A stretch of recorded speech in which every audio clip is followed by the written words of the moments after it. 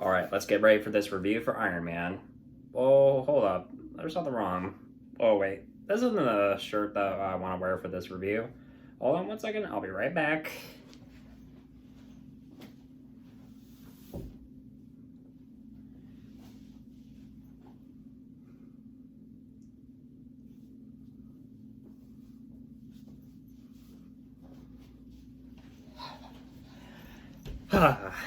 Much better. This is the one right here. Alright. Let's do this.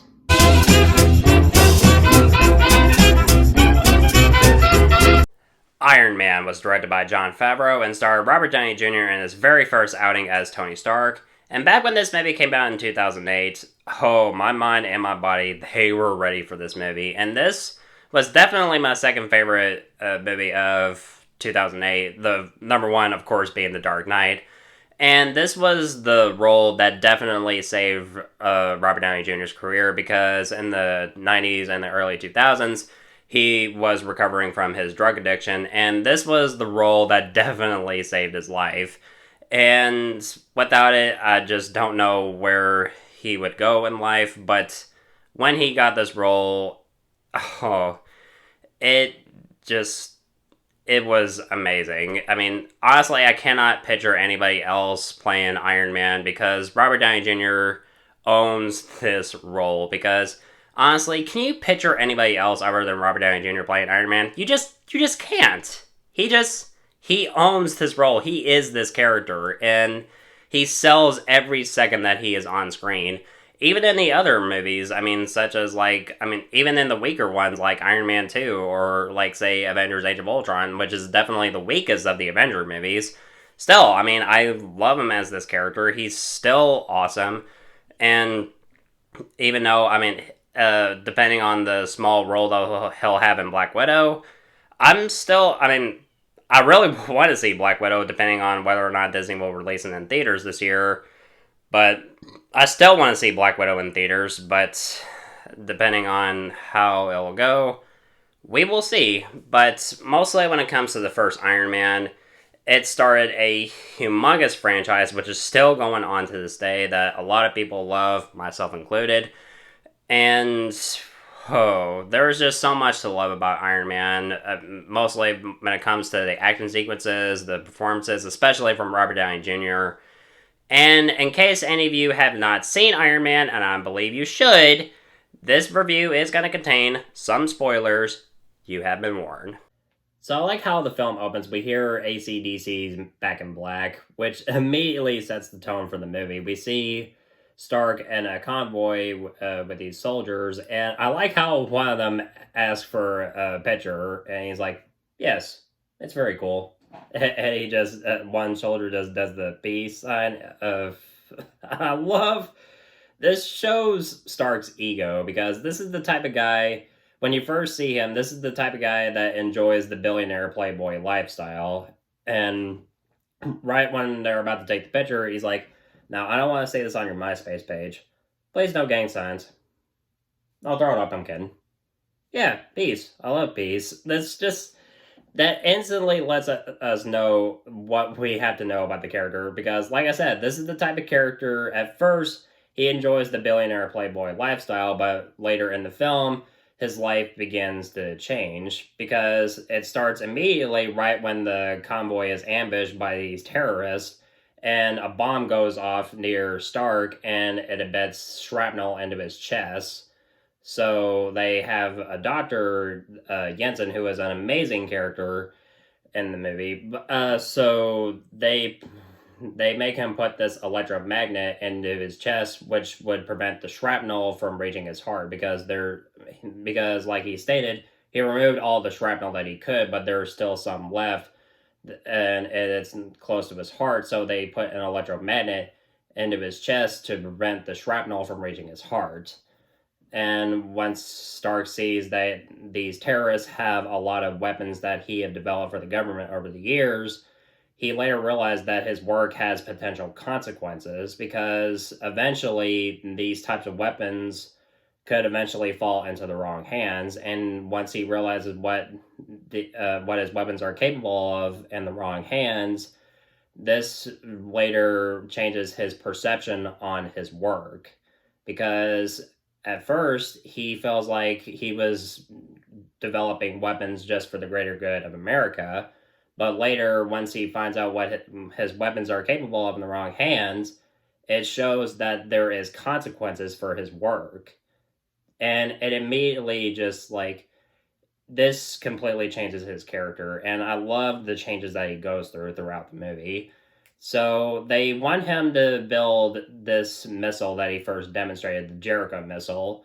And the scene where he demonstrates the Jericho missile at first before they ambushed him it's a pretty good scene. I prefer the weapon you only have to fire once. That's how Dad did it. That's how America does it. And it's worked out pretty well so far. Find an excuse to let one of these off the chain, and I personally guarantee you, the bad guys won't even want to come out of their caves. For your consideration, the Jericho. And the scenes where Tony and Jensen develop the first Iron Man suit, it's pretty awesome. But first they invent a miniaturized arc reactor, which is kind of like a electromagnet 2.0, which can keep the shrapnel from entering Tony's heart.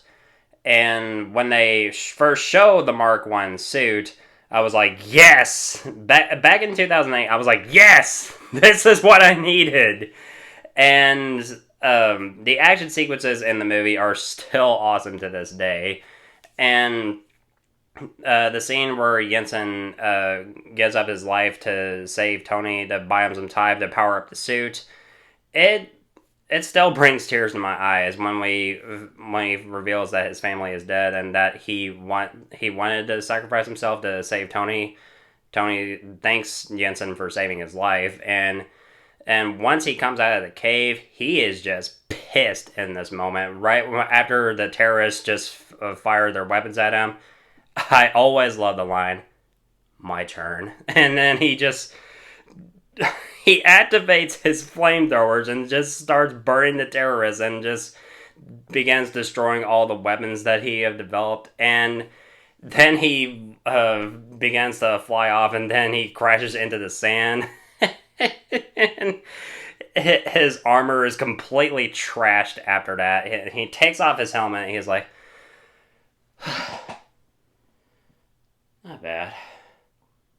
And when Tony comes back home, there is one hilarious moment. The moment he gets in the limo, Pepper, played by Gwyneth Paltrow, brilliantly, she wants to take Tony to the hospital, but first Tony's like, nope, 2 things I want to do. First, I want an American cheeseburger. And secondly, I want you to call a press conference. Ogan, drive. Cheeseburger first. This is the type of humor Marvel is mostly known for. And once Tony schedules the press conference, he announces immediately that he's shutting down the weapons manufacturer division of Stark Industries.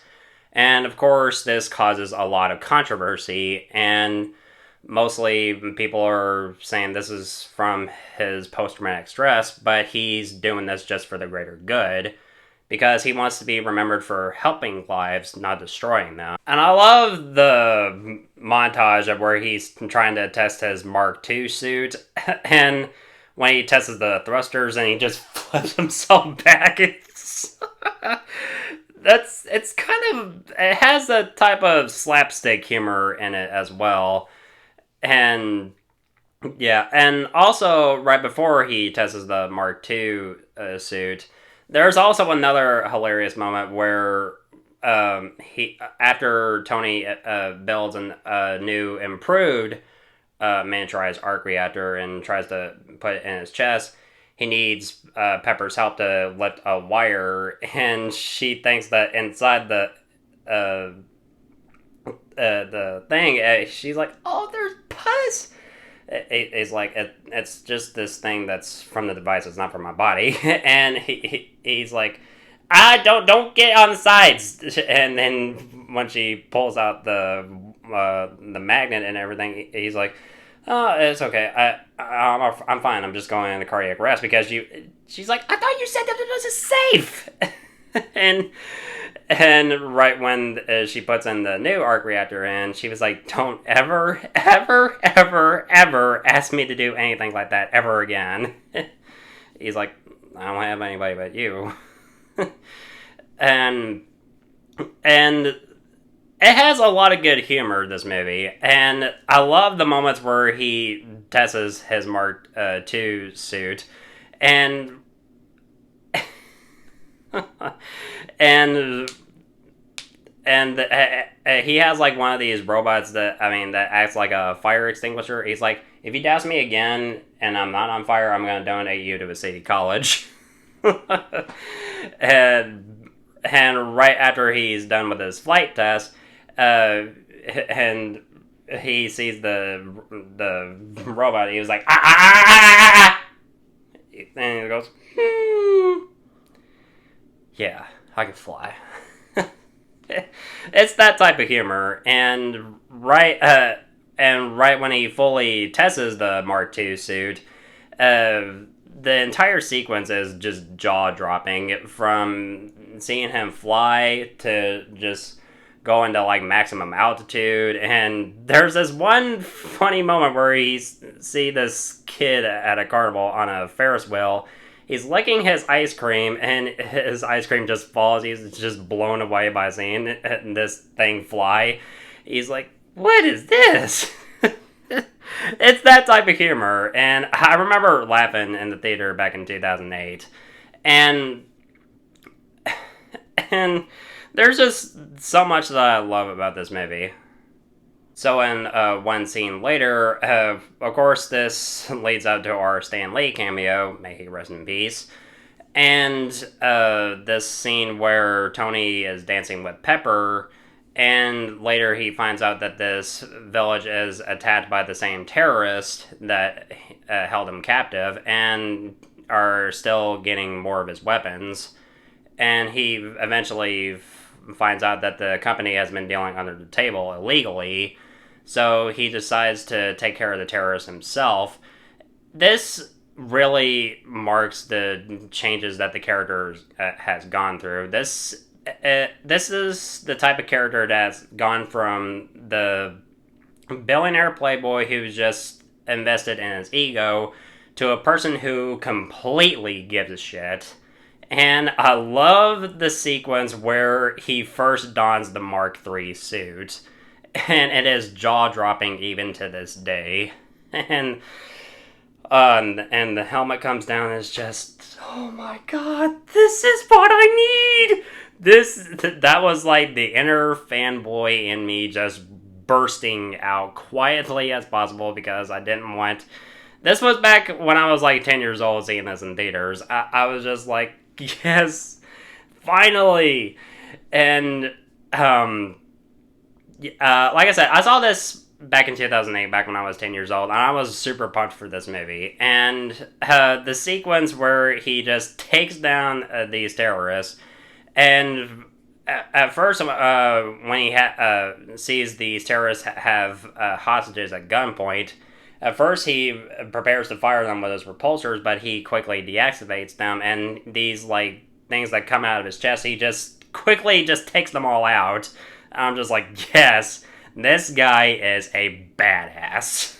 Oh, and it gets a lot better, and and he takes down the last terrorist and just leaves them. And he just leaves them there, and he just says to the people, "He's all yours." I just love that moment, and it gets a lot better because when he's shot by a tank, and the tank tries to shoot him again, he dodges it. And he unleashes his tiny little missile launcher, and it just makes it kink, and he just walks away, and then boom goes the tank, and I'm like, yes, this is what I fucking needed. This is what we came here for. Yes, Iron Man is a badass. Woo! So this later leads to a chase scene with F-22 Raptors, and the sequence is pretty entertaining for the most part. And this eventually forces Tony to reveal his identity to his best friend, Rhodey, played by Terence Howard. And Terence Howard, for the most part, I didn't really mind back in 2008, and honestly, I still don't mind it either. I mean, despite this being his only appearance in the MCU, and although I don't mind his performance, I do think they went with the right choice of recasting Rhodey with John Titor in the later movies. And honestly, when it comes to Don Cheadle, I honestly do not mind him at all as Rhodey slash War Machine in the later films in the series. And honestly, I wish that he would get his own War Machine movie already. Just please, please, Marvel, please make that happen. We can only hope. The character of Obadiah Stane, played by Jeff Bridges, I don't really mind him. He serves his purpose as a villain. When we get to a following scene where Stane is meeting up with these terrorists, who shows him the first Iron Man suit. He later takes it and then turns his back on the terrorists. And it's revealed that he paid these terrorists to kill Tony, but they kind of reneged their deal to force Tony to make weapons for them.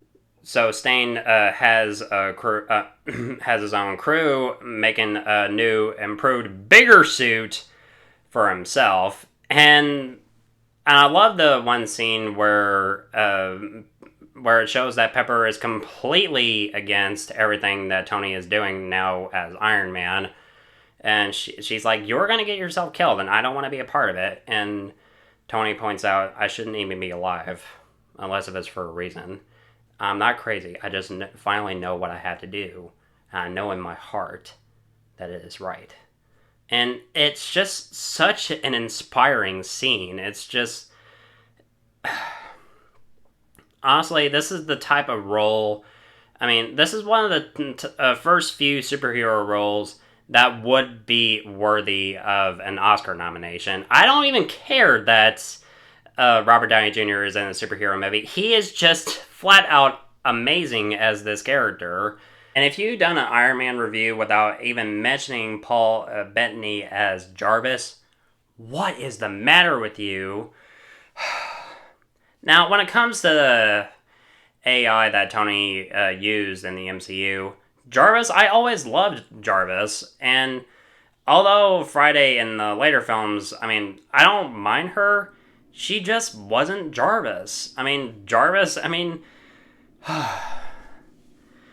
there's just so much that I like. I mean, I always love the conversations that they have, I mean, and the exchanges of dialogue, and especially when they test the Mark II suit, and even at the ending, near the end when Tony is fighting Stane, right when they try to go up to maximum altitude to freeze Stane's suit, it's just Jarvis. I mean, true. I mean, I also like Paul Bettany as Vision, but still, I mean, I always liked him as Jarvis. So, yeah. Sue me. In the following scene where Pepper tries to get more information about the weapons dealings, she later finds out that Obadiah had paid the terrorist to kill Tony, and she would later meet up with Phil Coulson, played brilliantly by Clark Gregg, and I always liked Coulson in the MCU movies, and even in Agents of S.H.I.E.L.D., and even in the animated shows like Ultimate Spider-Man, which I've seen like a few episodes of. And yeah, and I always like the one scene where Stane is meeting up with his crew of engineers, and they find out that they can't make their own miniaturized arc reactor, and he just yells, "Tony Stark was able to build this in a cave with a box of scraps!" Well, I'm sorry. I'm not Tony Stark. So he goes to Tony's place, used this device to temporarily paralyze him, and he yanks out his arc reactor and just leaves him to die. But thankfully, Pepper kept his original chest plate, and I always loved that she kept it on display as a gift of sorts to shows that and it shows that she truly does care for Tony, and it says proof that Tony Stark has a heart. And I always love the moment where he's just trying to like reach for his chest plate, and he's just so weak he can't even reach it. And one of his robots just gives it to him. And he's like, "Good boy," and he just smashes it open to get it back on his chest. And when Rhodey comes back to see if Tony is okay, I always love the moment where right when Tony is sitting up, he's like, "That is just the coolest thing I've ever seen. What do you want me to do?" And right before Tony flies off, "Keep the skies clear," and he just flies off, and Tony looks at the Rhodey looks at the Mark II suit. He's like, "Next time, baby." Spoiler alert, that doesn't happen because eventually, like I said, he's recast. And it was kind of a shame because I remember back in 2010, I was kind of pissed off that they recast War Machine because I would have liked to see what they might have done with Terence Howard if he was still in the role, but over the years, I've eventually warmed up to Don Cheadle, and I always liked him as War Machine. So, kudos to the studio for making that happen. And in the later scene where Pepper goes to Coulson and they have like a group of agents that are ready to arrest Obadiah, and I always like the one moment where she's like, "My key's not opening the door," and Coulson has like this little device. She's like, "Is that gonna pick the lock?" He's like, "You might want to take a few steps back," and just the lock explodes. And the design for the Ironmonger suit, I still like it even to this day. The visual effects, they still hold up even to this day. I mean, it's just nothing looks glossy or anything, and doesn't look like it is just mind-blowing. And it's just like, I remember back in 2008 I was like blown by the effects. It's just like, this is amazing, this is some pretty good shit. I didn't say those words, but I was like, God, can they continue to make movies like this? And I was happy that they did. Now, the final battle between Iron Man and Ironmonger does have its awesome moments, and I like that in the final moments in their fight, right when Tony is willing to sacrifice himself to defeat him, and he demands Pepper to turn on the arc reactor, but Pepper knows that this could probably kill Tony, but he doesn't care. He wants her to push the button and turn on the arc reactor, and it just fires up this beam up in the sky, and it eventually kills Stain, who falls onto the arc reactor, which explodes. And the following scene is one of the best endings in superhero film history. At first, Coulson tells Stark to go through the cards, and he's just tell the press that Iron Man is just your secret bodyguard. And Tony is completely against that at first. And I always love that amazing line. The truth is,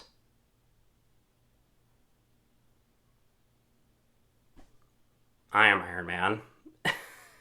It shows that he loves the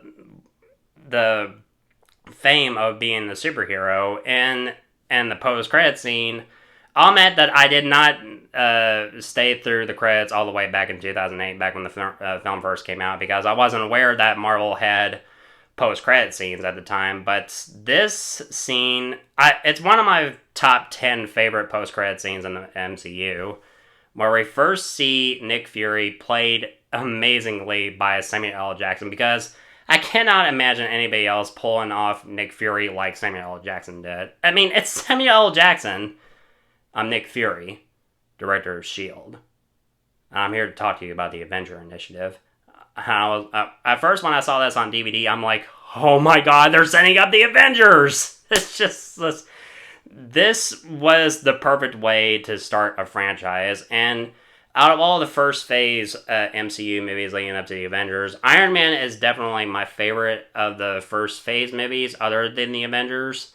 But I mean, when it comes to the acting, the visual effects, the amazing action sequences, it is just a masterpiece, and it's one of the first few movies back in the 2000s. I mean, this was at a time where superhero movies had their ups and downs. This was definitely the ones that showed that superhero movies can be something. They can be special. They can be entertaining. They can be art. And Iron Man is definitely one of those movies, and I'm going to give it a well-deserved A+. So if you have not by any chance checked this movie out, please, I implore you, check it out. Guys, thank you so much as always for watching, and I'm sorry that I haven't been able to do a video in some time. Now I'm on my vacation, or in this case, staycation. I'll probably have an opportunity to do more videos on my channel, which I'm definitely looking forward to doing, so yes. Thank you so much as always for watching. I'm looking forward to doing more videos really soon, and you'll see more gameplay videos for The Last of Us Part 2, which I'm definitely looking forward to doing, so thank you so much as always for supporting my channel, and if you want my thoughts on old or new movies, of course, you know where to find me.